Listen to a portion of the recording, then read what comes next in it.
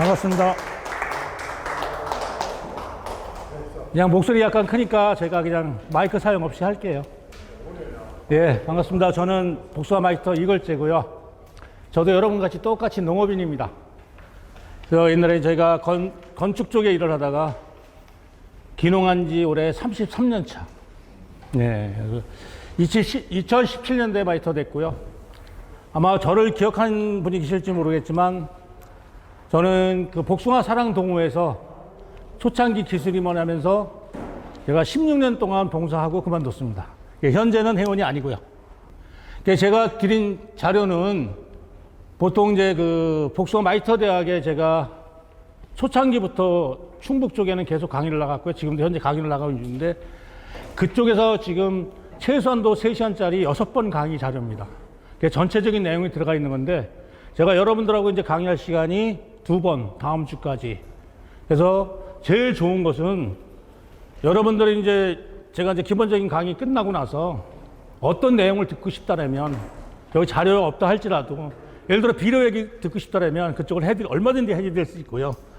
근데 이제 전반적인 자료를 드린 거기 때문에 아마 이게 그 전정철은 지났지만 복숭아가 어떤 거는 기본을 좀 아시고 그 다음에 다시 우리가 그 지금 적과를 한다든지 뭐 여름에 하계 전정을 한다든지 그 나무 수세 관리를 한다든지 이런 거가 모든 게 다 연관이 돼 있는 거니까 뭐 맨 처음에 기초 자료는 전종 자료입니다. 그래서 기본 같은 경우는 아주 간단하게 제가 이렇게 훑고 넘어갈 테니까 여러분들 아시는 거라도 다시 한번 이렇게 보시기 바랍니다. 지금부터 본격적인 강의 시작하겠습니다. 예, 저희 지역의 그 햇살의 복숭아예요. 근데 그 경기도랑 충북하고 이렇게 바로 인접해 있어요. 뭐 청주하고 조천하게 연계되어 있듯이 저희도 경기도 이천시랑 음성군이랑 인접해 있는데 옛날에 이제 가락시장을 가면 이렇게 쌍두마차였어요. 오늘은 이쪽이 잘 나고 오늘 이쪽이 잘 나고 그 정도로. 그래서 거의 그 같은 이렇게 지역이고요. 그냥 큰 개울 하나 사이로 다 이렇게 도가 나눠져 있을 뿐이지 실제 뭐 학군도 같이 다녔고 저희 경기도 쪽으로 고등학교는 거의 없었고 저희 쪽에 있어 같이 다녔어. 그 햇살의 복숭아 지역인데요. 이게 이제 저희 그 제가 이런 자랑을 좀 해요. 저희 지역에 거의 역사가 100여 년이 됐습니다. 왜냐면 사진 자료로 남아 있는 거로. 왜냐면 장원항도 아시죠? 예, 그거 원산지가 저희 지역입니다. 근데 개인이 등록한 게 아니라 옛날에 2009일 때 군에서 등록을 했어요. 그래서 저희 선배가 그냥 개인이 등록한 게 아니라 군의도 등록을 해가지고 그래서 그냥 묘목도 저거 없이 그냥 전국에 이렇게 공급된 편. 그 장원 황도 복숭아 유명한 고장인데요. 이 저희 지역이에요. 그래서 지금 여기 왜 그 말씀을 드리냐면 지금 이분이 동경대에서 그 원예학과를 유학하신 분이에요. 근데 여러분들 실제 농사 짓고 계시는데 그림을 잘 봐보세요. 자, 여기 뭐가 돼 있어요? 그냥 농로 돼 있죠. 이 배수로 돼 있잖아요, 이렇게. 그렇죠? 제가 이런 얘기 하고 싶어요. 복숭아 같은 경우는 여러분한테 물어볼게요. 공부 많이 하셨으니까. 뿌리 구조가 어떻게 돼 있어요? 뿌리가 어떻게 분포돼 있어? 네, 천근성으로 분포돼 있어, 그렇죠? 뿌리가 얕고 기본적으로다가 복숭아 그러면 여러분들 뿌리 분포가 어떻게 돼 있는지 아세요? 왜냐면 이런 근본적인 것부터 제가 볼 때 약간 짚고 넘어가는 게 좋을 것 같아요. 우리가 예를 들어서 뭐 6m 간격으로 이렇게 나무를 심었다. 그럼 여기서 나무가 이렇게 자라고 있어, 이렇게. 그러면 요 자체의 뿌리, 주요 뿌리가 복숭아 뿌리 구조는 천근성이에요, 천근성. 천근성이라는 거는 대부분 핵과리가 천근성이에요. 근데 사과 같은 경우는 신근성이에요, 배 같은 경우는. 이게 깊게 뻗어, 그쵸? 이게 고동물이 굵은 뿌리로 뻗는데 실질적으로 다 여러분들 지금 물을 주고 양수분을 그 나무가 복숭아 공급하는 거는 머리카락 같아요. 아세요? 이 굵은 뿌리가 저까지 뻗어 있다고 걔가 양수분을 흡수하는 게 아니란 얘기예요. 이 잔뿌리가 양수분을 흡수하는 거예요. 근데 우리나라 그 농촌진흥청에서 실험을 했어요. 그래서 유명 품종을 8년생을 전체를 딱 뽑아보니까 어떻게 되어 있었냐면 이 지하 쪽으로 밑으로 내려가야 50cm 정도에 거의 90%가 분포되어 있고 98%가 분포되어 있고 요 나무 중심에서 1m 50, 1m 50 반경 3m 안쪽에 유효 뿌리가 98% 이상 있더라. 여러분 이 사실 아세요? 그러면 만약에 이 사실을 알았다면 이게 상당히 중요한 거예요. 여러분이 지금 과일을 크게 해서 추비를 주던 여러분들이 걸음 시비를 하던 물을 주시던 어느 부분에 줘야 되는 거예요. 이 부분에 집중적으로 주셔야 되는 거예요. 이 부분에. 특히나 잘못된 상식이 뭐냐면 야 가지가 여기서 저 스피커까지 뻗어 있다. 그러니까 사람들 생각하니까 뿌리는 것까지 갔다 생각이야. 갈 수는 있어요. 그런데 문제는 이거예요. 유효. 점수도 유효 점수가 있잖아. 유효 뿌리가 어디까지 있냐 이거예요. 유효 뿌리는 그 안에 다 있다는 얘기예요. 근데 일명 여러분들이 퇴비를 좀 어떻게 줘? 잘못된 상식은 바깥에 뺑 돌려 이렇게 줘. 사모님 맞아 안 맞아? 위에 올려주시던. 이러면 밥 빌어 먹을 짓이라는 거죠. 이 기본부터 실제 알고 가야 돼. 저도 한 분야의 농업 마이스터지만 실제 제가 현장 가보면 이게 안 지켜져. 그래 물 주는 것도 엉뚱한 데 줘. 많은 강사들이 그런 얘기를 해요. 여기는 제가 한번 물어볼게요. 여기는 대부분 자세히 못 봤는데 토양이 어떤 식으로 이루어져 있어요? 복숭아밭의 토양이. 점질토로 이루어져 있어요? 사질토로 있어요? 제가 볼 때 약간 사질 양토로 이루어지는 것 같은데? 돌도 좀 섞여 있고 배수 좀 잘 되고. 그렇지 않아요? 그렇죠? 이게 내 토양 구조가 어떻게 돼 있냐라서 여기에 따라서 물 주는 게 틀려지는 거예요. 지금도 여기 이게 존재해 있어요. 이게 뭐냐면 여기 개울인데 이걸 건너면 충북 음성 땅이에요. 지금도 이보리가 살아 있어요. 근데 지금 요렇게 해놨잖아요. 실제 뿌리 여기 다 있어요. 지금 배수가 안 되는 지역은 대부분 가면 전문적으로 농사 지면서 어떻게 돼 있어요? 최근에 여기 같은 경우도 이제 복숭아 많지 않다가 이제 재배도 많이 하는 편이고, 사실 제가 경산 영천 처음에 왔을 때는 이런 얘기하면 죄송하지만 나무가 엉망진창이었어. 저걸 농사라고 짓나 그래서 나는 진짜요. 저희 쪽에서 봤을 때 저렇게 해서도 돈 벌까? 저렇게 해서도 먹고 그랬어요. 제가 어디가 전주를 갔더니 하는 소리가 뭐냐? 무조건 일지일과래. 한 가지 하나만 단대. 지금도 그렇게 농사 짓는 사람이 있어. 아니요. 가지마다 다 각도마다 힘이 틀린데 어떻게 일지일과예요? 그래서 참 밥 먹고 살겠다. 내가 임실호수 가서 그랬어. 니네 일하고 밥 먹고 살겠다 그랬어요. 제가. 아마 제가 엄청 건방졌을 거예요. 왜냐면 그때 나이 50도 안 됐을 때니까. 그렇죠? 그런데 여러분 똑같잖아요. 여러분 이렇게 한참 일할 시간에 적과하고, 그렇죠? 거의 여기 이제 마무리 적과 막 들어가겠네, 그렇죠? 저희는 이제 뭐 2차 적과 정도 들어갔어요. 정례 적과를 했으니까 이제 2차 적과 정도 들어갔는데 여기는 거의 아마 저희보다 빠르니까 마무리 적과로 들어가는 분도 계실 거예요. 근데 일 못 하시고 여기 오셨잖아요. 왜 오셨어? 뭔가 하나를 배우려고 오셨잖아요, 그렇죠? 저는 배움이라는 걸 이렇게 생각해요. 기술을 배운다는 거는 내가 알면 일을 적게 할 수 있다. 제가 농사 지면서 제일 행복했던 게 있어요. 뭔지 아세요? 제가 1년에 강의를 최하가 60번 내지 120번 나가요. 공식 강의만. 그런데 저희 농사 아무 이상 없이 18만장 품 하나도 안 사고 해요. 근데 필요할 때만 하면 돼요. 저 강의 날 때 급하면 제가 새벽 4시에 깨요. 5시부터 일 나가. 그래서 보통 만약에 여기 온다 그러면 여기 보통 저희가 3시간 잡고 이렇게 온다 그러면 그 전에 하고 씻고 그래 와요. 그러면 웬만한 사람 하루 일은 해볼 거래 지금. 하루 일은 해봐요. 왜? 차라리 정확히 하니까. 마찬가지예요. 여러분들은 지금 실제 나무가 잘못돼서 캐보셨죠? 나무 전체를 캐보신 적 없어요? 캐보시면 이렇게 돼 있어요. 이건 제 얘기가 아니야. 자료를 찾아보시면 농촌진흥청에서 실험한 자료야. 이게 한 10여 년 전에 실험한 그 자료예요. 이게 이런 기본을 아셔야 돼. 그리고 이제 복숭아 같은 경우는 결과지 구조가 어떻게 돼 있어요? 자, 올해 새싹 내게 내년에 달리죠. 그렇죠? 그렇죠? 오히려 결과지를 확보를 하기 엄청 쉬우면서도 잘못하면 결과지가 멀어지는 거예요. 그렇죠? 잘못하면 내가 내년도 결과지를 만들기도 쉬워. 근데 잘못하면 멀어져. 그렇죠? 어떤 사람은 나무 키웠는데 딱 가보면 나무는 한 예를 들어서 뭐 한 2.5에서 3m 돼. 근데 이만큼은 결과지가 한 개도 없어. 그렇죠? 그럼 맞아요, 안 맞아요? 선생님 같은 경우는 맞아요, 안 맞아요? 내가 나무를 키웠어 이렇게. 그 여기에 결과지 있어야 돼, 없어야 돼? 있어야 돼. 그렇죠. 20년, 30년 가도 여기에 결과지 있는 게 원칙이야. 왜 이만큼이 텅텅 비어요? 결과지 관리를 잘못하니까 텅텅 비는 거예요. 자, 여기 이제 주인 같은 경우도 저희 쪽에도 이제 일본 같은 데 저희 같은 경우는 76년도부터 저희 조합에 다녔어요.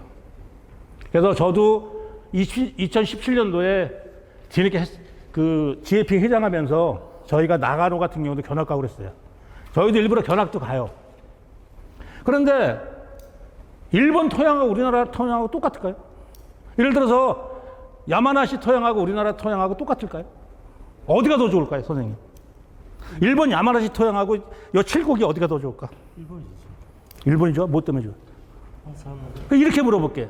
제주도 땅이 좋을까? 선생님 칠곡 땅이 좋을까? 비분을 간직할 수 있는 능력을. 아, 지금 대한민국 제주도 땅이 좋을까? 선생님 여기 칠곡 땅이 더 좋을까? 칠곡 땅이 훨씬 더 좋아. 무슨 제주도 땅이 좋아. 여러분들 제주도에 비가 하루 저녁에 1000mm가 내려도 쏙 빠져나가고 없어요. 화산재 토양이라. 여러분들 퇴비를 왜 주십니까? 과수원에 퇴비를 내. 퇴비를 왜 주셔요? 목적이. 아니 이런 기본을 알고 하시는데 퇴비를 왜 주십니까? 퇴비를 왜 주셔? 나무도 많고 과실도. 여기 토양검사 하시는 분. 나는 토양검사를 매년 한다. 그것도 안 하고 농사 지세요? 그럼 내 땅에 비분이 어떻게 하세요, 그러면? 어떤 기준으로 비를 주세요, 그러면? 아니, 어디다 비를 주는 건 둘째 치고, 여러분들이 예를 들어서 토양검사를 해. 그럼 이 반경을 벗어나서 해봤자 꽝이야. 그래, 안 그래, 선생님? 토양검사도 안 하고 농사 지신단 말이에요? 이 문제 크시네. 그리고 돈 버세요? 달려서? 환장하거든. 우리가 예를 들어서 지력을 높이는 것도 뭐냐면 수분을 간직할 수 있는 능력을 키우는 거예요. 그렇죠? 산소 공급 잘 돼서 수분을 간직할 수 있는 능력. 그 다음에 여러분들이 애써서 주시는 비료를 잘 잡고 있는 능력을 하려고 그 힘들게 퇴비를 내는 거지 비료 목적으로 퇴비를 주시는 건 아니잖아. 여러분들 퇴비를 주실 때 비료 목적으로 주신다는 건 진짜 잘못된 거예요. 여러분들 예를 들어서 내 과수원에 하면 퇴비가 좋을까요? 유박이 좋을까? 유박이 뭘까? 유박이. 유박은 깨목이나 뭐 아주까지. 여러분들 유박을 퇴비로 주신다는 분들은 잘못된 거예요. 만약에 유박은 말 그대로 박을 기름 짜고 난 찌꺼기. 그러면 여러분들 과수원에 완숙 퇴비를 주라 했죠. 예를 들어서 완숙 퇴비. 이 기본 개념이 약간 알고 하시는 게 좋을 것 같아요. 퇴비를 주되 우리가 완숙 퇴비를 줘야 돼요. 그러면 섞어 띄움이 다 돼서 더 이상 발열이 안 일어나는 거. 그래서 약간 질소 인산간의 비분을 간직할 수 있는 거 주는 거예요. 더 이상 암모니아 가스가 발생 안 되는 거. 너무 안 돼도 안 되겠지만 너무 심하게 덜 부숙된 퇴비를 주는 게 아니라 섞어 띄면서 완숙된 퇴비를 주는 거예요. 그런데 우리가 일반 퇴비랑 사실은 퇴비랑 유박하고는 틀린 거예요. 유박 자체는 섞어 띄움이 전혀 안 된 거예요. 그래서 이런 거예요. 예를 들어서 왜 완숙 퇴비를 줘야 되냐면 여러분들이 만약에 바깥에 내가 소를 키우면서 오븐을 싸놨다. 근데 지금쯤 만약에 발행이가 이렇게 올라온다. 풀이. 근데 풀이 올라오는 게 힘도 없이 올라오면서 노랗게 크거나 하얗게 올라온다. 그럼 무슨 증상일까요? 어떤 증상이기 때문에 저럴까요? 어떤 증상이기 때문에 저렇게 자랄까요? 그냥 가스 올라. 아니 풀씨가 떨어져서 거름 위에서 잘 자라야 되는데 잘 자라지 못하면서 노랗게 자라고 하얗게 자라. 그 이유가 뭘까요? 예? 열이 있었던 게 아니지.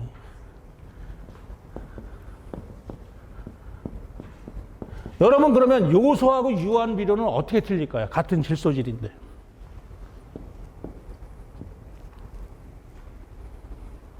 같은 질소질이에요. 질소질 비료 맞아요. 작물을 크게 하고 비대하게 하는 게 질소가 하는 짓이에요. 근데 요소하고 유한하고 뭐가 틀릴까요? 이런 기본을 안 배우셨어요? 아, 제가 답변해도 이렇게 답답하니까. 자, 요소는 말 그대로 요소태. 유한은 질산태가 섞여 있는 거예요, 황하고. 근데 문제는 우리가 요소 비료는 어디 광물로 캐는 게 아니에요. 공기 중에 암모니아 가스를 압축해서 요소 비료를 만드는 거예요. 그렇죠? 우리 숨쉬는 한 80% 이상이 넘게 질소질이에요. 자, 작년에 대비해서 여러분들이 지금 산의 프로그램이 어때요? 작년 이맘때에 비해서 엄청나게 좋죠. 지금 나무 잘 자랐죠. 작년에 지나치다 가로수 은행나무가 비실비실 됐었어요. 그렇죠. 근데 올해는 푸릇푸릇하죠. 상당히 좋죠. 이유가 뭘까요? 우리 복숭아나무는 씌워놓고 거름 다 주고 비료 다 주는데 잘못하면 죽어. 근데 우리 자연에 있는 요 바깥에 있는 나무는 왜 한 번 심어놓고 별짓도 안 했는데 저렇게 잘 자랄까? 비가 오면 하늘에서 요소를 자연적으로 연면시해 주잖아요. 근데 식물이 여러분들이 요소 알기인을 뿌려왔으면 식물이 흡수하려면 여기서 질산태를 변해야 돼요. 여기서 암모니아 가스가 발생되는 거 이렇게. 제가 이것도 왜 드리냐면 여러분들 지금 복숭아에 추비를 거의 줄 때죠. 조생종. 답답하네. 지금 조생종, 예를 들어서 조생종 지금 7월 초에 수확하실 복숭아를 추비를 시작 안 해요? 안 줘요? 주시는 분. 주세요? 뭘로 주세요, 선생님? NK 어떤 걸 주셔? 그래, NK 주는 거 맞아. 예를 들어서 그냥 대표적으로 21, 17, 17이 이게 기비야. 근데 추비는 예를 들어 18, 제로, 18이 이게 이제 추비야. 인산이 빠진 게. 근데 어떤 비를 주세요? 그러니까 질산태 질소 있는 비료 주세요? 그건 원형 복합 비료? 그럼 정답이에요. 응? 그 정답이에요. 자, 여러분들이 그냥 추비를 무심코 18, 제로, 18을 주면 여기 있는 18은 요소태예요. 그렇죠? 여러분들이 지금 추비 비료를 사실 때 앞에 다 돼 있어 숫자가. 그럼 이렇게 지금 만약에 원형 복합 비료를 줬다면 이렇게 돼 있겠죠? 나름이지만 예를 들어서 뭐 여기 18이 될 수도 있고, 그렇죠? 제로 뭐 11이 될 수도 있고, 12 정도 돼 있고, 그 다음에 뭐 0.2 정도 돼 있고, 0.1 뭐 이렇게 돼 있었죠. 그렇죠? 고토 마그네슘 이런 거 들어갈 수 있잖아요. 원형 춥이라면. 그냥 제로, 18, 제로, 18은 원형 춥이 아니에요. 저렇게 돼 있죠. 네, 이렇게 돼 있는 거예요. 요렇게 돼 있으면 요거는 질산태야. 99%. 왜냐면 뒤에를 딱 띄우면 이 질소질은 질산태 비료입니다. 이렇게 돼 있어. 그렇죠? 근데 논해주는 추비는 요소태예요. 근데 여러분들이 봉지 싸놓고 얘를 주시면 안 된다는 거야. 복숭아에 얘를 주시면 안 된다는 거야. 왜 안 될까요? 제가 여기서 답변했잖아. 암모니아 가스가 나온다고. 그렇죠? 암모니아 가스 나오면 봉지를 씌웠어요. 때가 타 안 타? 100% 때 타는 거예요. 원래 제대로 주시려면 이렇게 주시는 거예요. 추비를. 이 엉뚱한 방향으로 갔는데. 여기까지 말씀드리고 다른 거 할게요.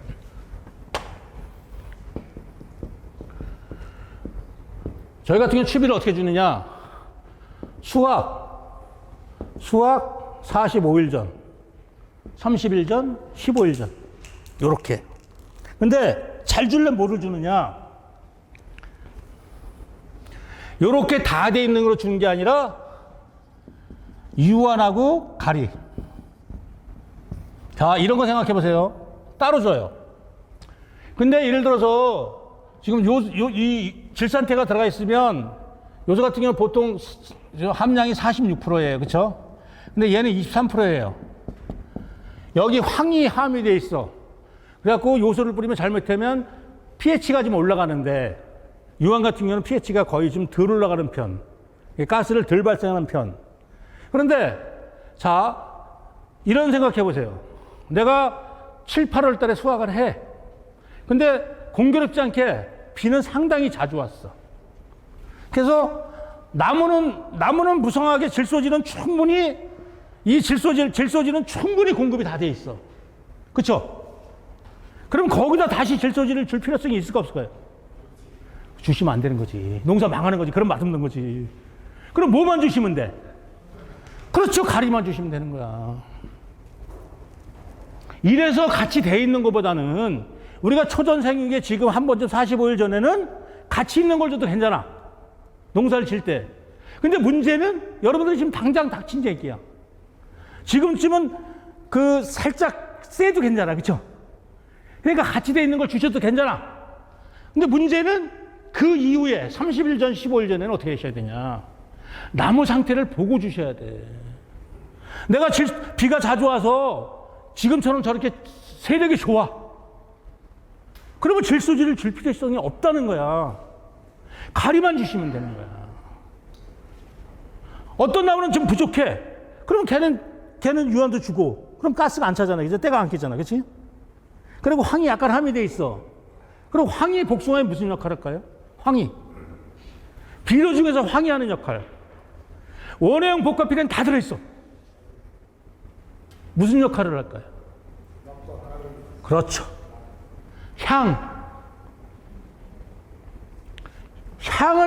복숭아 고유의 향을, 마늘의 알키한 향을 더 돋궈주는 게 황이 하는 역할이에요.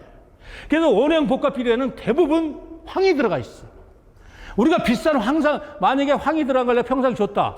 그럼 굳이 미량주스는 황을 너무 많이 쓸 필요는 없지만, 우리가 염화가리가 좋으냐, 황산가리가 좋으냐 했을 때, 내가 평상시 그렇게 보통 이제 황 같은 거를 몇몇십이나 그런 별로 안 한다. 그러면 황산가리가 들어가는 게 훨씬 낫겠죠? 그러면 요 18에다가 어떻게 표시되어 있어요? 빨간 것이 되어 있든지, 가루가 쳐 있다든지, 동그라미 쳐 있다든지, 네모가 쳐 있으면, 아, 얘는 황산가리가 들어가 있는 거다. 비료를 샀을 때. 그래서 똑같은 비료인데, 원해형 비료를 샀더니 어떤 건 12,500원이고 어떤 건 15,000원이야. 15,000원짜리가 어떤 거야? 네모 쳐놓고 황산가리가 들어가 있는 거예요. 그러면 한 2,500원 비싼 거예요. 그렇죠? 오래 사보니까 그렇더라고요. 그러니까 이런 것도 여러분들 지금 당장 닥친 일이야. 그러니까 여기서 우리가 다 애체 있는 것만 잔뜩 써놓고 뿌리다 보니까 질소질을 더 주면 안 돼. 근데 무심코 그냥 관행대로 주니까 줘버리는 거야. 그렇죠? 그러면 도장지 더 승하게 자라고 수세도 못 잡는 거잖아요. 그렇죠? 여기서 비료 중에 한 번 더 얘기할게요. 여러분 만약에 수학 전에 도장 억제제는 뭘로 잡으세요? 도장 억제를. 선생님은 김상훈 선생님은 도장 억제를 뭘로 잡으세요? 그냥 인산 좀 치고. 응? 인산 치고. 인산?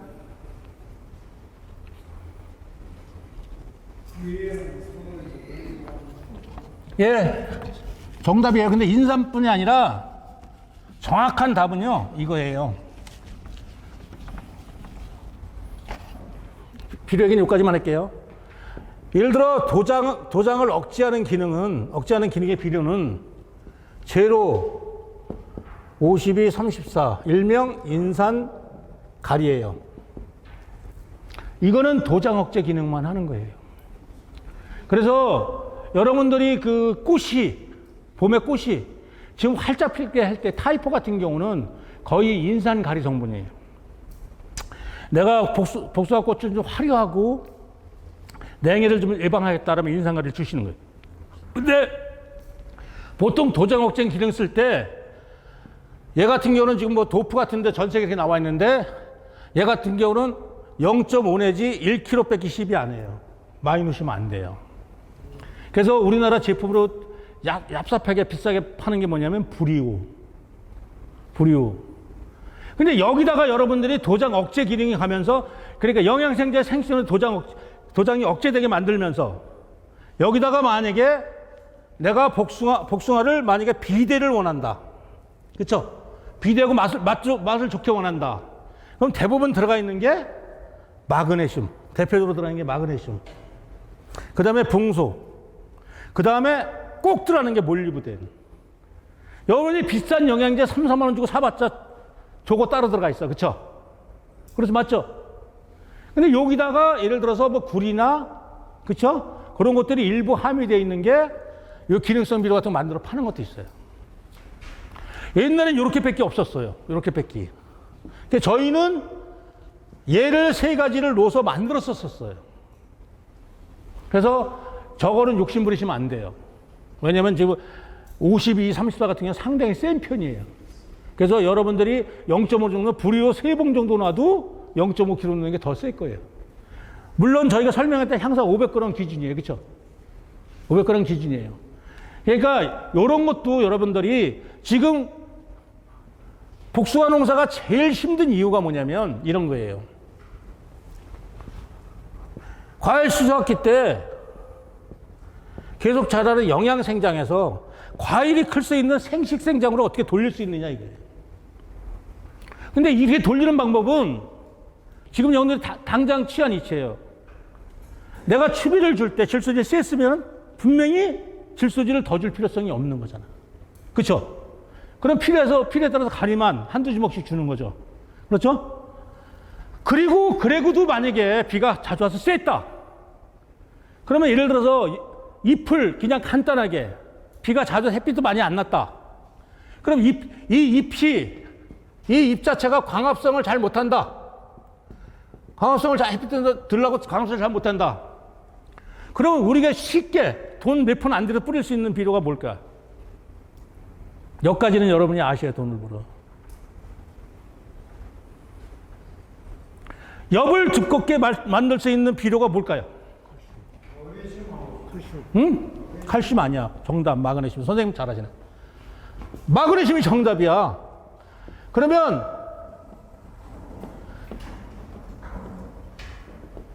얘는 비만이 올 때는 꼭 준비하셔야 되는 거예요. 저 같은 데는 황산 마그네슘을 파는데 함량이 26%밖에 안 돼요. 우리 일반적으로 비료 회사가 만들어서 대부분 여기 녹여변에 90% 유통되는 게 황산 마그네슘인데 이런 거를 칼슘제나 이런 거는 꼭 뭐로 하셔야 되냐면 그 함량이 몇 프로짜리냐. 대부분 26%짜리야. 그럼 8,000원, 10,000원이면 사. 그쵸? 25kg 한 포에. 그러면 우리가 잎이 얇다. 여름 비는 자주 오고 잎이 안 두껍다. 그러면 제일 빠른 방법이 얘를 급하게 처방해 주는 방법이에요. 내가 토양 검사를 했는데 마그네슘이 모자른다. 그렇죠? 그럼 여러분 고토석기한테 뿌려야 돼. 그럼 지금 모자른다 했더니 지금 바닥에 뿌려봤자 잎에 도달하는 시간은 엄청 오래 걸려요. 그렇죠? 이미 늦었어요. 늦었으면 방법이 뭐냐면 연면십이 난다는 거는 우리 감기 걸리면 약국에서 약 사 먹는 거랑 똑같은 입장이에요. 그렇죠? 그럴 때는 가까운 저 같은 데 가셔가지고 농회사 같은 데 가셔서 황산 마그네슘 26%짜리라면 500에 3kg 정도만 연면 시비해 주시면 입이 금방 두툼해지고 검어져. 입이 두꺼워야 광합성에서 햇빛 적에서 양분을 많이 만드는 거야. 여러분들이 영양제 줘서 거기에 양분이 가는 게 절대 아니에요. 과일에 가는 맛있는 당분은 잎이 만드는 거야. 그래서 이렇게 일기가 안 좋을 때는 이렇게 급처방하는 거예요. 네, 엉뚱한 길인데 추비도 그렇게 주시는 거예요. 네. 이제 그 다음에 중요한 게 이제 이런 것들이에요. 이거는 뭐 말씀 안 해도 다 우리가 이제 예를 들어서 과수원을 할 때 제일 중요한 게 과수 농사를 짓건 무슨 농사를 짓건 제일 중요한 게 뭐냐면 모든 양분의 이동은 물이 있어야 된다. 아까 제가 뿌리 구조를 천건성이라 그랬죠. 복숭아. 그러면 실제 물을 상당히 좋아하면서도 싫어해요. 복숭아처럼 그렇게 잘 크는 게 없어. 왜냐면 내가 유한 한두 주먹 뿌렸다. 그러면 한 3, 4일 되면 금방 변해. 금방 나무가 안 자라던 게 푹푹 자라버려. 그렇죠? 사과 배는 엄청 둔해. 이 크고 뭐라는 게. 근데 복숭아는 비가 좀 한 2, 3일 푹 왔다. 그럼 며칠 뒤에 가면 벌써 성장 속도가 틀려. 그렇게 예민한 게 복숭아예요. 그래서 생각보다 농사가 쉬운 것 같아도 실패도 많이 하는 게 복숭아 농사예요. 그래서 그 속성을 정확히 여러분들이 아셔야 돼. 그래서 제가 서두에 앞에 그 비료 얘기 같은 거 꺼낸 거예요. 똑같은 얘기야. 그래서 아까 제가 우리 사진을 보여줬지만 기본이 배수가 잘 돼야 돼. 제가 저도 이제 그 공부할 때 여기 그 영천에서 아마 센터 여직원이 이걸 해석해서 줬을 거야, 아마. 복숭아 작업 편리장이라고. 근데 제가 이 원복 책자를 빌려줬던 거야. 이게 2015년도에 발행됐는데 제가 2016년도에 영천에 그 남구안씨라고 지금 자꾸 하셨는데 톨게이트 옆에 거기 그 호도 옆에 부회장 하시는 분이 있어요. 그분 어떻게 이제 복사동에서 잘 알아가지고 갔다가 그분 책꽂이에서 제가 저걸 보고 영남대 앞에 가서 복사에다가 확대 복사에다가 제가 저 책을 다 봤었는데 그리고 이제 2017년도 일본 우연찮게 동경 여행하는 바람에 제가 이제 서점 가서 직접 사가지고 왔어요. 17년도 제가 1월 며칠 날 산 거로 돼 있는데 저게도 그런 얘기를 하는 거야. 두 가지만 잘해라. 그러면 복숭아 농사 고품질 만들 수 있다. 첫 번째 조건이 이거예요. 배수 잘 되고 물 잘 줘라. 여러분들 지금 예를 들어 물 같은 거 지금 어떻게 주고 계세요? 물. 지금 현재 여기는 비는 뭐 그렇게 자주 온 것 같지는 않던데. 어제 청도 물어보니까 뭐 거의 이슬비 정도밖에 안 왔더라잖아. 그러면 전번에 한 100mm 내릴 때 비가 벌써 내린 지가 거의 보름 다 되지 않아요? 보름 다 됐죠? 지금 보름 다 되셨는데 물 주셨어요? 예? 2,100명 2시간 정도 어느 정도 물량이 되는데? 2,000 2,000평이 어느 정도 물량이 되시는데? 물 양분하는 양. 예. 양이 이제 2인치. 예? 2인치. 어느 정도 나와요, 2시간이면? 물이 전체적으로 물이 어느 정도 양이 나와요? 그러니까 2인치 물이 이빨이 나오지. 그러면 예를 들어서 10톤 받는데 얼마나 걸려요? 10톤 그렇게는 계산을 안 해봤고. 그걸 해보셔야죠. 그건 안 해봤고.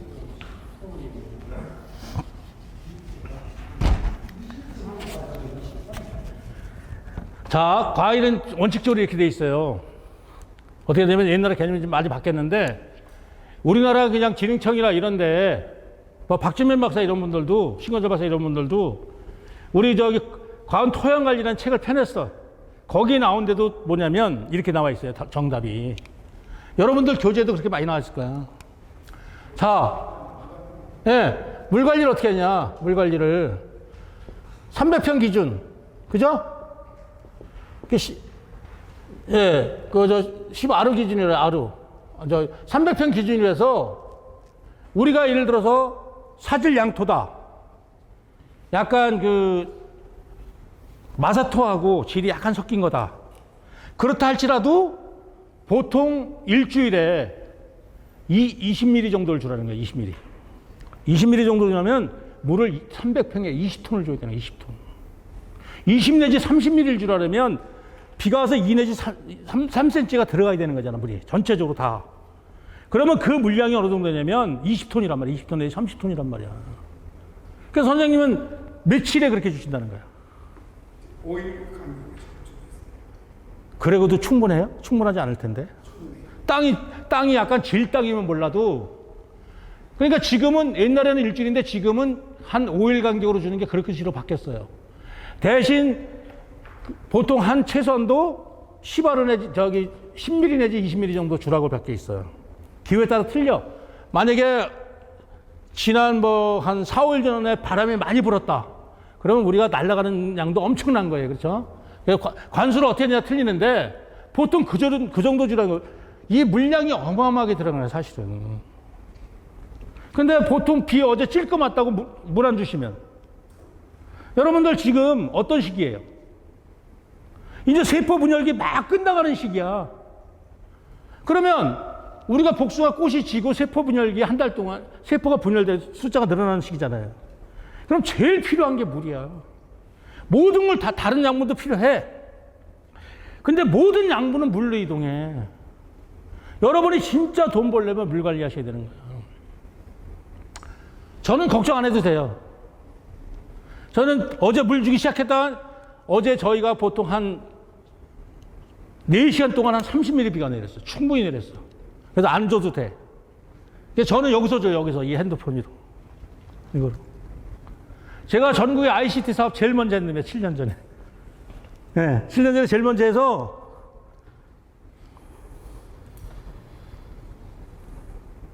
나와 있죠? 예. 저희 인터넷 연결돼 있어서 저희 과수원 제가 2개 관리하고 아들이 2개 관리해. 4군데 여기서 다 줘. 예, 이렇게. 농장한 곳에 여기 온도가 다 나오죠.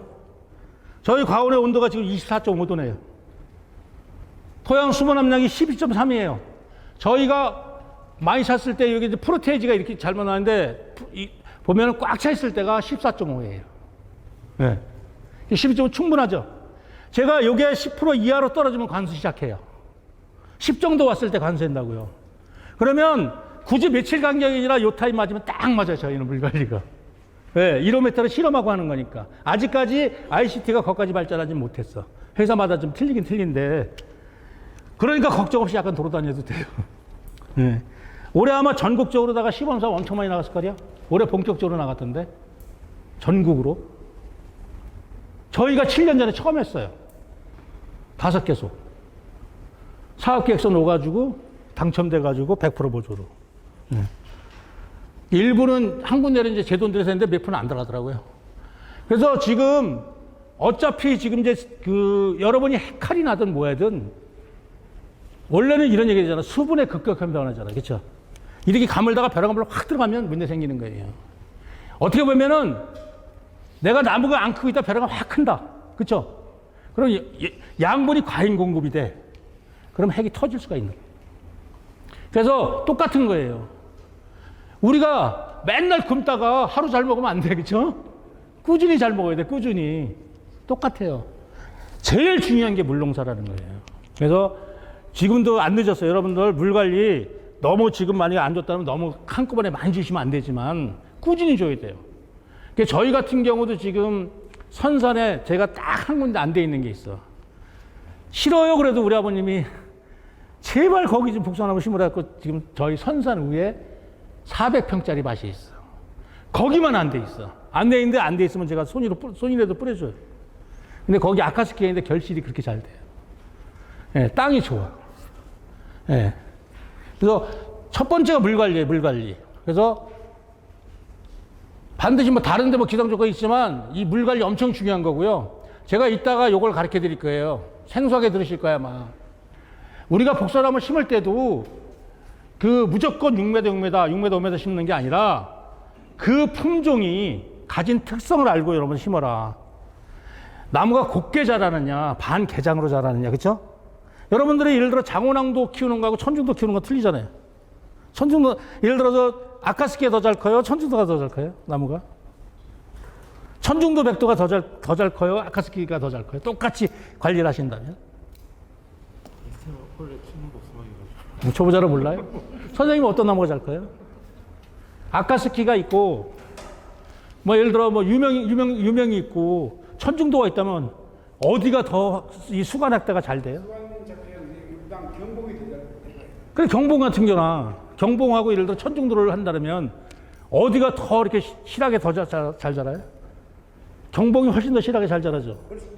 그렇죠. 왜냐면 경봉은 자라는 자세가 직립성이고 천중도는 이렇게 반개장되잖아. 그러면 우리가 심는 거리도 굳이 똑같이 심을 필요는 없잖아. 어디는 이 범위가 모자라. 근데 천정도 배들은 털털 남아. 안 되는 거잖아요. 그렇죠? 그런 걸 고려해서 하시라는 거예요. 이따가 그 설명을 드릴 거예요. 아마 생소한 얘기실 때 드릴게요. 그 다음에 우리가 농사 지을 때 제일 중요한 게 있어요. 여러분들이 토양 검사를 반드시 하셔야 되는 거야. 저는 1년에 2번씩 꼭 해요. 올해는 진흥청에서 해갔어요. 네? 선생님이 2번 하시는 게 더 좋아요. 왜 좋으냐면 내가 가을에 했어요. 그쵸? 시비하려고. 그러면 선생님이 한 4월 달쯤에 다시 해보세요. 내가 거길 모자른 걸 보충시켜줬는데 뭐가 부족한가? 그래서 예를 들어 내가 분명히 가을에 했는데 마그네슘이 모자라도 마그네슘 보충했는데도 불구하고 모자라도 나와. 그러면 내가 생육 중에 아까 같은 황산 마그네슘을 일부러 사놓고 일부러라도 주는 거야. 왜냐면 복숭아 같은 경우는 예를 들어서 특히나 다른 사과배에 비해서 마그네슘 함량을 더 필요로 해요. 다른 게 만약에 2 정도 필요하다면 걔는 3 정도 필요해요. 한 단계 더 필요해. 그래야 내가 원하는 맛있는 복숭아, 더 큰 복숭아를 생산할 수가 있는 거예요. 그래서 해라는 거예요. 그걸 보고 내가 했다고 자랑할 필요도 없는 거고 내가 써먹으려고 해야 돼. 그래서 저희 같은 경우는 진흥청 같은 데 자주 와요. 이번에는 그 선진 농가 딱 20개 농가 선출해가지고 와서 다 해줬어요. 해주고 와서 설명까지 다 해주고 갔어. 저는 알지. 설명까지 다 해주고 왔어요. 그래서 제가 20명 자료를 선생님 다 달라고 부탁을 했어. 그래서 준다 그러더라고. 왜? 나도 다른 어떻게 돼 있는지 궁금해서. 네.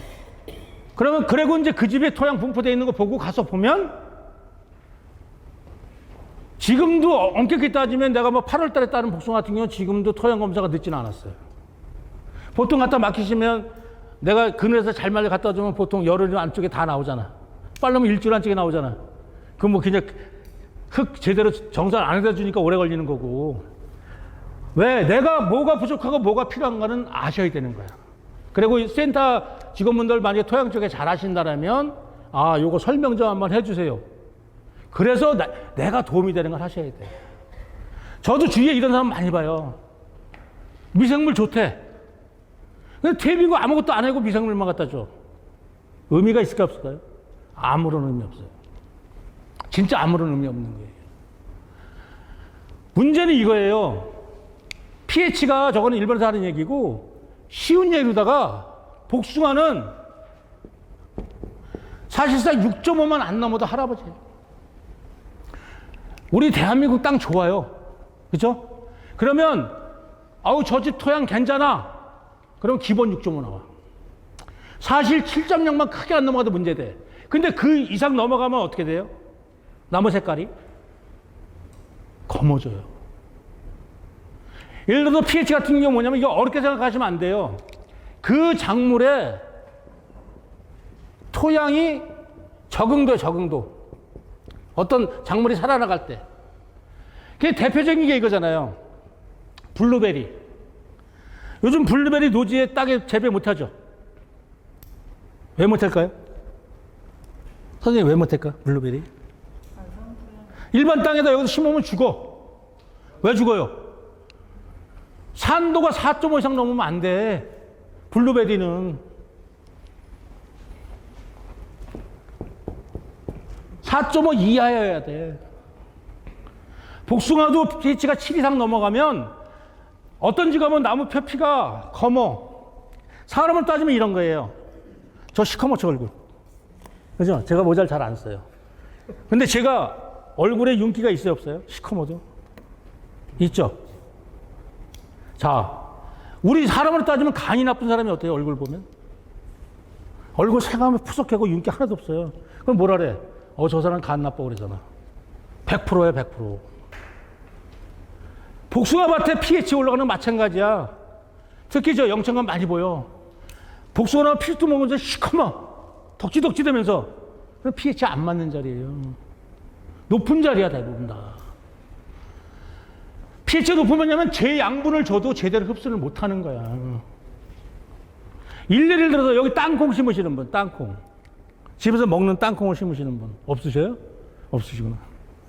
땅콩 같은 경우는 최소한도 pH가 10 이상이 넘어야 돼. 그러니까 뭘 뿌리고 심으라래요? 소속게 뿌리고 심으라잖아요. 이유가 뭐예요? 땅콩이 이렇게 결실을 맺었어요. 2알, 3알 이렇게. 근데 땅콩을 말리니까 누구는 쨍쨍하게 꽉 찼고 누구는 달그락달그락 반밖에 안 남았어. 반밖에 안 남은 집이 pH가 어떻게 돼요? pH가 얕은 집은 반밖에 안 돼. 말리면 찌그레밖에 안 나와. 찌그레밖에. 꽉 차려면 어떻게 돼? 그럼 pH를 높여줘야 돼. 그 작물이 살아날 수 있는 조건의 토양의 적응도를 말하는 거, 어렵게 말하는 게 아니라. 그러니까 토양 검사를 안 하면 이걸 모르잖아요. 여러분, 고토속기 같은 건 3년에 한 번씩 내줘요. 그럼 몇 년 쓰라고 내주는 거예요? 공짜로 받으시잖아, 신청하면. 3년에 한 번씩 내줘. 그럼 한 번에 다 뿌려야 돼요?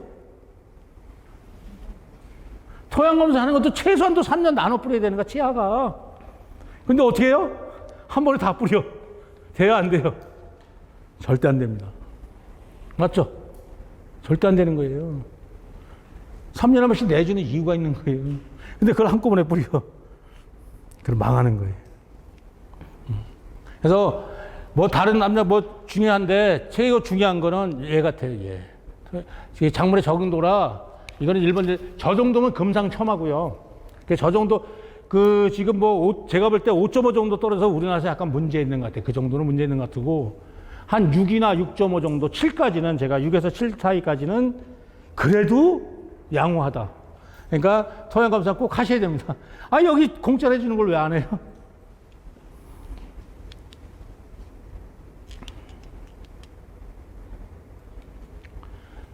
여기는 올해 냉해를 많이 안 입으셨어요? 나무 고사하는 건 없었나요? 아, 여기, 그렇죠. 여기 같은 경우도 상당히 좋은 편이라. 이쪽에 이제 고사는 없는데 제가 경산 쪽에 이런 데 가보니까 자인 쪽에 특히나 넥타린 계통은 서리 피해가 엄청 심하던데. 뭐 3,000평의 복숭아가 단 한 개도 안 보이던데. 예. 네. 근데 저희 지역은 약간 여기는 지금 어떻게 보면은 여기만 해도 농사 짓기 상당히 좋은데요. 대한민국이 보통 가수 농사 짓기 제일 좋은 지역이 추풍령, 영동 쪽, 그 다음에 옥천 쪽, 상주 쪽, 요 상주 요 밑에 여기예요. 사실 제가 볼 때 영천 경산도 지금은 그렇게 그 적지는 아니에요. 여러분 영천 경산이 왜 제가 적지가 아니라랄까요? 작년에 비 별로 안 왔죠, 영천 경산에. 작년에 저희는 비가 엄청나게 왔어요. 그래서 대부분 농사를 망친 사람이 많아요. 근데 여기는 비 많이 안 왔어요. 근데 저도 영천 경산에 저 지인들 많이 알아요. 영천의 대표님들 이시령 씨, 박가훈 씨는 잘 아는데 사실 그분들이 돈을 못했어요. 왜 못했을까?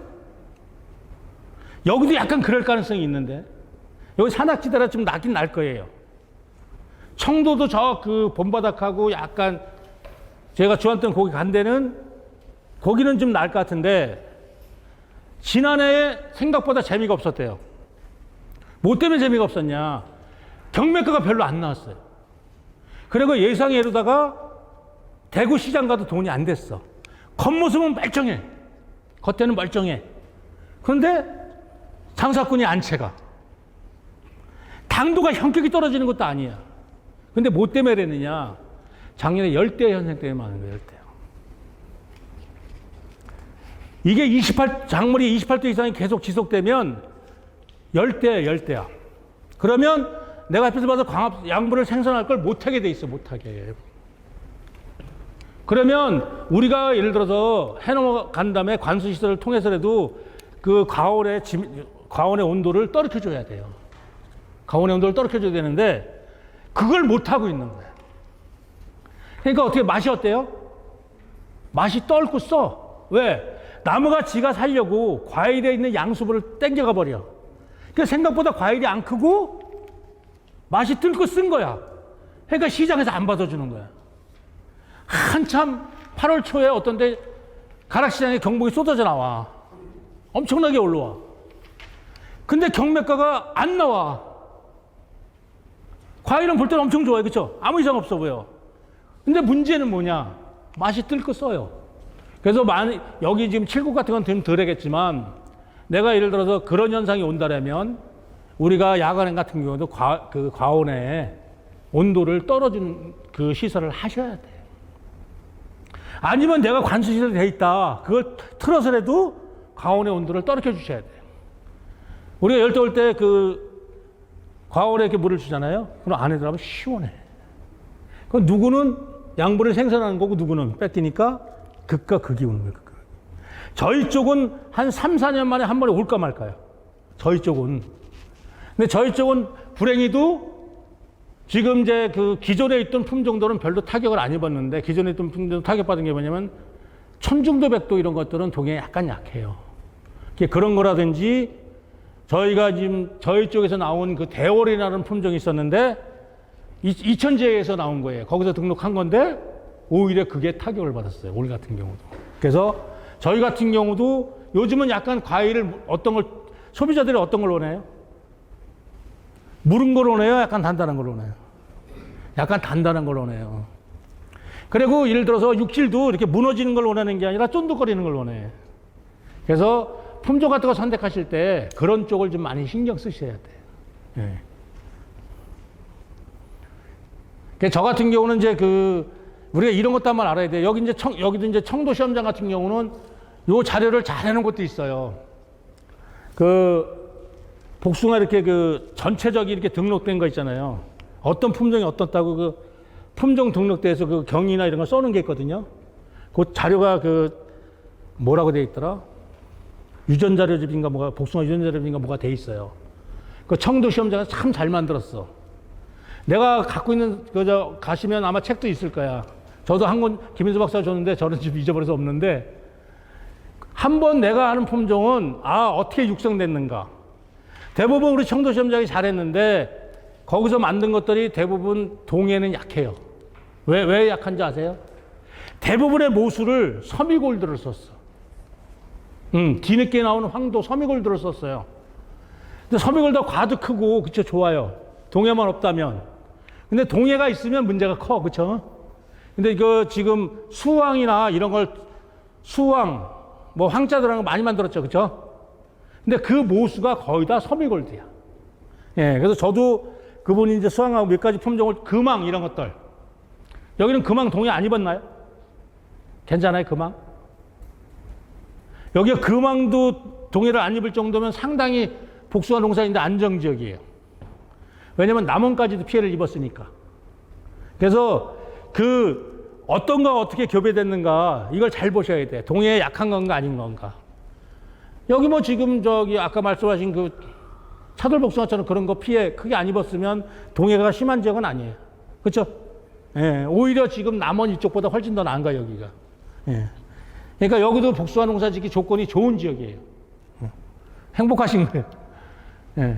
자, 여기까지 하고 싶게요.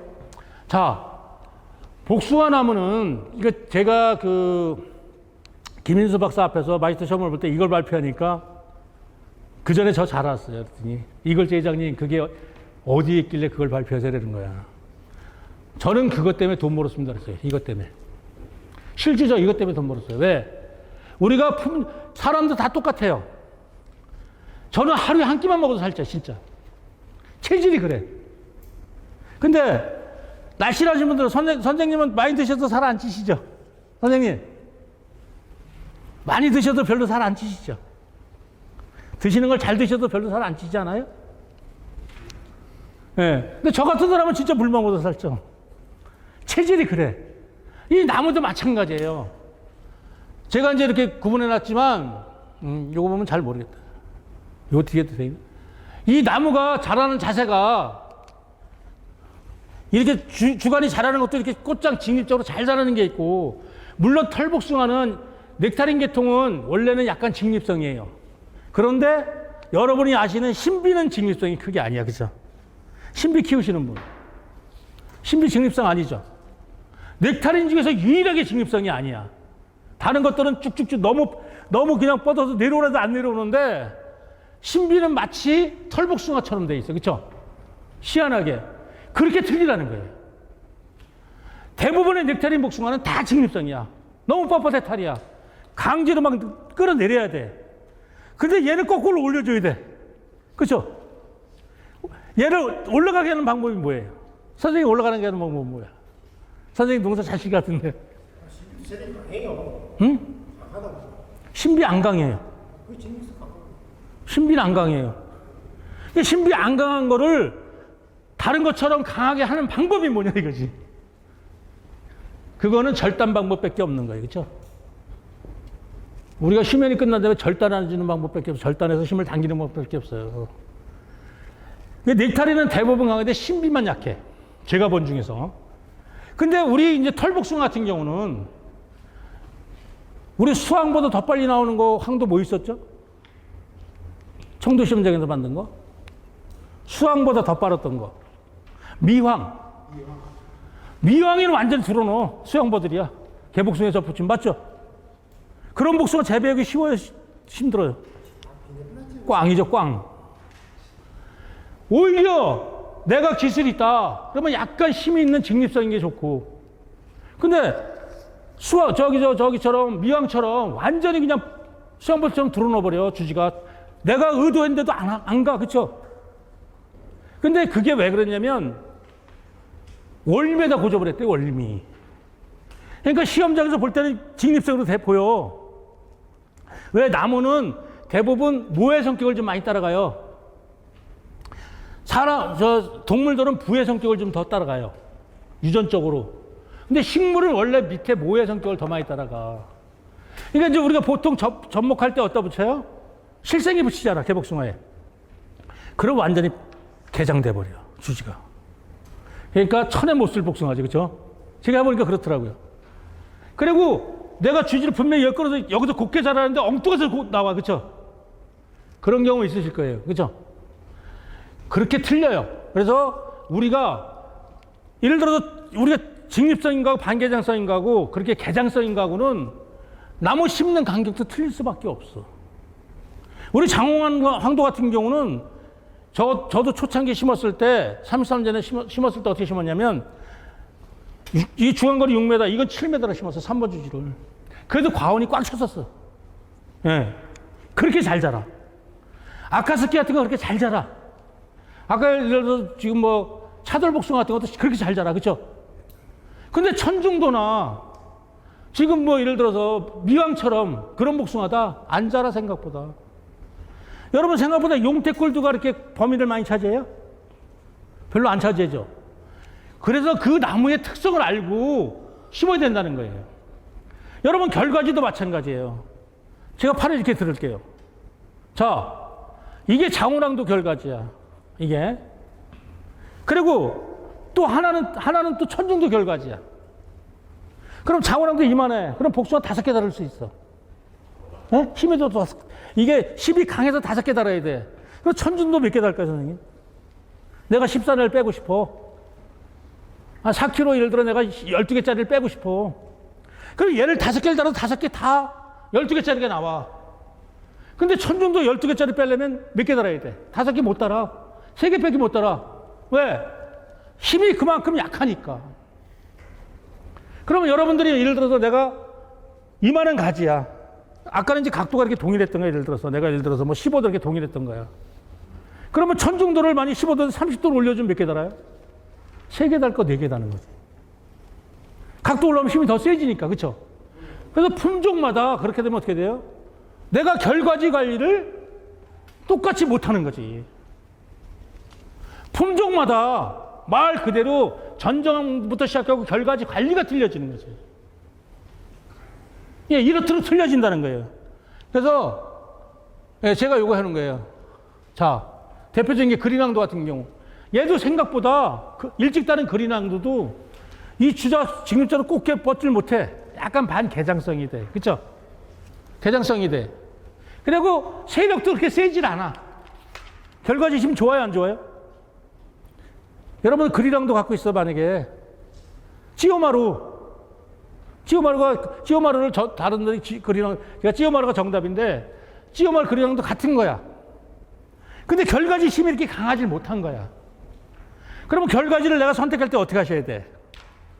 약간 더 높은 걸 두셔야지, 그치? 그렇죠? 근데 반대로, 요 대월가, 지금, 요 우왕하고 여러분들 그 다낭도하고는 약간 틀려요.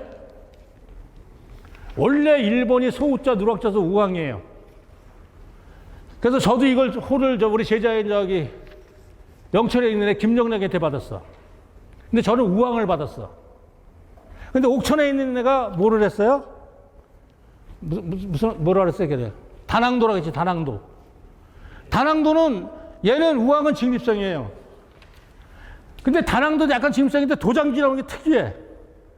결과지 나왔을 때 이렇게 약간 나와서 그냥 팍 치고 올라가 버려. 그쵸? 희한해, 그 다낭도라는 복숭아가. 근데 이제 우왕 같은 경우는 직립성인데 결과지 힘이 그렇게 강하지는 못해. 근데 웃기는 게 뭐냐면 지금 여기는 그레이트 같은 거 많이 안 해요? 안 해나요? 지금 예를 들어서 지금 차돌 같은 경우는 생각보다 결과지가 그렇게 약하진 않죠. 결과지 힘이. 우리가 전자할 때 이렇게 만져보면 같은 각도에 만져보면 힘이 그렇게 약하진 않죠. 제가 아는 차도 저기는 그렇게 약하진 않은데. 예. 네. 근데 이제 우리 쪽에 자원항도 같은 경우는 이게 자세도 직립성이고 힘도 엄청 강해요. 그래서 예를 들어 얘가 각도를 30도 이상만 놨잖아요. 그럼 첫 번째가 거의 도장지도 치료해요. 그래서 자원항도 같은 거 농사, 저기 유명 같은 거 농사 잘 지고 싶다. 옛날 유명. 그럼 결과지 각도를 15도 밑으로만 놓으면 별로 도장지 안 나와. 그래서 결과지 힘이 강한 거는 각도를 내려주면 돼. 그럼 문제가 없는 거예요. 왜냐면 우리가 농사 질 때 뭐하고 싸움이에요? 결국은 도장지가 뭐예요, 도장지가? 도둑놈가지잖아. 엄격히 말하면 도둑놈가지잖아. 그러니까 내가 뻔히 빌려주고 주인이 도둑 맞는 거예요. 그래서 이렇게 우리가 결과지를 지금 선택할 때도 틀린다. 근데 내가 지금 결과지를 잘못 선택했어. 그래서 좀 세게 놨어. 이 결과지 각도를 내가 예를 들어서 그냥 내가 유명이나 장원항도를 달아야 되는데 얘 결과지 각도를 한 30도짜리를 놨어. 그럼 방법은 뭐예요? 자, 제가 하나 물어볼 거예요. 선생님 대답해 보세요, 그냥. 모르세요? 자, 지금 결과지가 이렇게 해서 늘어졌어요.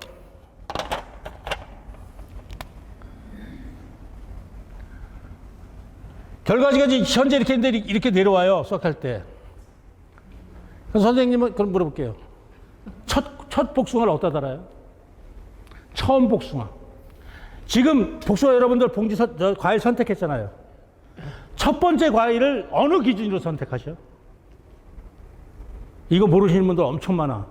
그리고 강사들이 이 얘기를 잘 안 해. 모르니까. 제가 일부러 이렇게 후회줬어. 여러분 제 팔꿈치 잘 보세요. 그냥 집에 가서 자연스럽게 오늘 가서 자 이렇게 잡고 내리세요. 그럼 이렇게 중심이 꺾여. 아무리 빨리 여기부터 다른 거야. 복숭아 가지가 이렇게 있었는데 이렇게 후였어. 이렇게. 그럼 중심점이 여기야, 여기. 아무리 빨라야 첫째 과일을 여기다 다는 거야. 맞아, 안 맞아? 틀려요? 복숭아 착과를 어떻게 하세요? 가지 잡고? 과일을 다룰 때 어떤 기준으로 첫 번째 과일을 달아요? 이 가지가 이렇게 크게 있어. 그 첫 번째 과일을 어떤 기준으로 잡느냐고. 실제 이거 모르고 농사 진다니까. 여러분들 동그란 과일 달지 말라 그러지. 아니 강의할 때 우리 저기 과일을 놓을 때 동그란 거 달지 말고 갸름한 거 달으라 그러지. 동그란 복숭아 어디 달려 있는데? 여러분들 이렇게 후이는 지점 여기서 달아야지. 이 앞에 달면 과일 안 커. 내가 이 가지가 이만했어요. 이거 후이는 지점에서 여기 과일 달아서 큰 거 보셨어요? 이 앞쪽으로 안 크다니까. 근데 그 기준을 뭘로 보냐고. 자, 여러분들 잘 생각해 보세요. 결과지 각도가 이렇게 있어, 이렇게 세. 그러면 얘는 후이는 지점이 멀어져, 이렇게 멀어, 이렇게 여기야. 근데 각도가 여기야, 여기 됐느냐. 그럼 후이는 지점이 여기야. 그러면 여기다 놓은 저거하고 여기다 첫 번째하고 두 번째하고 과일 위치가 틀린 거야. 첫 번째는 여기가 첫 번째야. 두 번째는 각도가 내려왔으니까 여기서부터 달 수 있잖아, 과일을. 가지를 이렇게 내려보고 후에서 잡아보고 아 여기서부터 달아야 되겠다고 정렬을 하든 적화를 하든 이런 기준을 갖고 해야지. 지금 적화 다 해가는데 이런 기준도 없이 복숭아를 봉지를 씌운단 말이에요. 여러분들 보통 이렇게 됐는데 이 앞에다 과일 달았다 이건 헛봉지 씌우는 거야. 여러분들 봉지 하나 씌우시면 원가가 어느 정도라고 생각하세요? 내가 봉지 하나 씌웠어요. 그럼 비용이 어느 정도 들었다고 생각하세요?